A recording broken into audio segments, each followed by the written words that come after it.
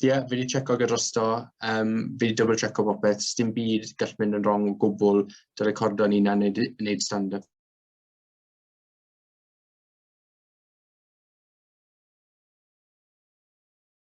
A'n wir eich hyn, na'r peth mwyaf ffynnu i fi byth wedi gweld yn y mywyd i, a oedd yn absolutely briliant.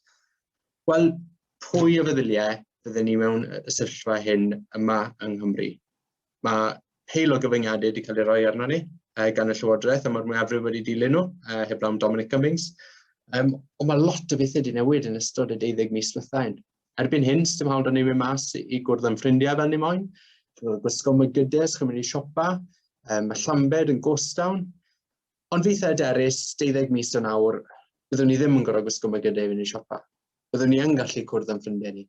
Ac fe fydd Llambed yn ghost town.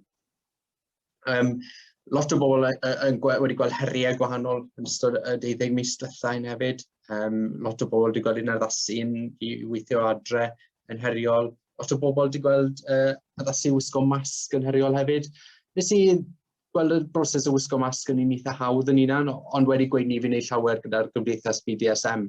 Felly doedd hynny ddim yn llawer o her i fynd yn bersonol. Un peth nes i gweld eisiau eleni oedd mynd ar yngwyliau.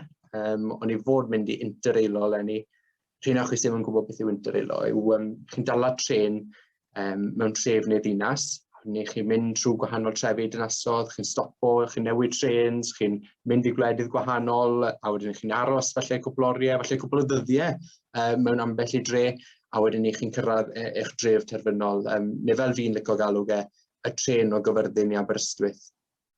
Mae fe'n uffernol, absolutely uffernol. I feddwl bod ni'r Cymru gyda 2 dref yn y gorllewin sydd mond rhyw awr a hanner bant y gili, ond sy'n hala diwrnod cyfan i fynd arno ar tren.